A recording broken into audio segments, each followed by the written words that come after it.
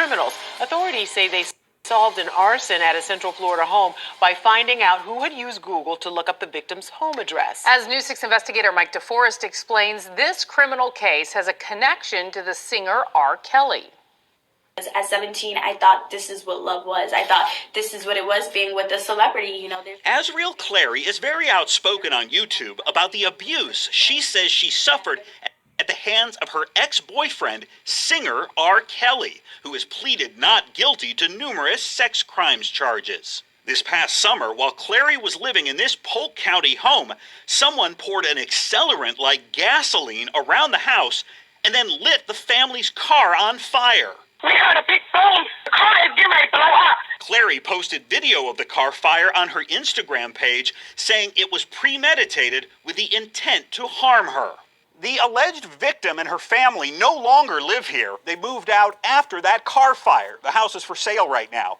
But if you look down here on the driveway, you can see scorch marks where that fire occurred.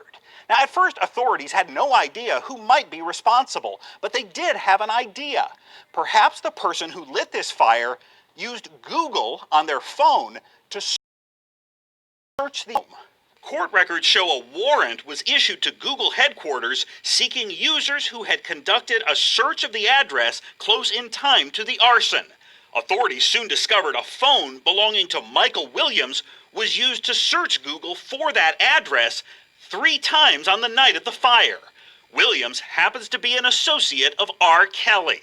This is one of the first warrants of its kind.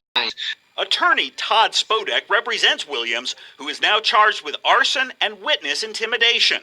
They plan to challenge law enforcement's use of an internet keyword search, believing it's unconstitutional. And the problem with these keyword search warrants is they're incredibly overbroad. Essentially what they're saying is we need evidence of anyone who searched for a particular sequence of words at a set time. In a statement, a Google representative says, "We vigorously protect the privacy of our users while supporting the important work of law enforcement.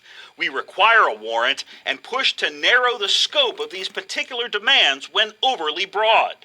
But Spodek worries that anyone who uses Google could now get swept up in a criminal investigation. So you could wind up putting yourself in a very problematic situation merely because you searched for some keywords in the privacy of your own home or on your mobile phone. Authorities say they have other evidence implicating Williams in the arson, including records that reportedly show his cell phone pinging off towers near the victim's home. But court records suggest that law enforcement did not even know to look for that other evidence until they identified Williams through those Google keyword searches. Mike DeForest, News 6.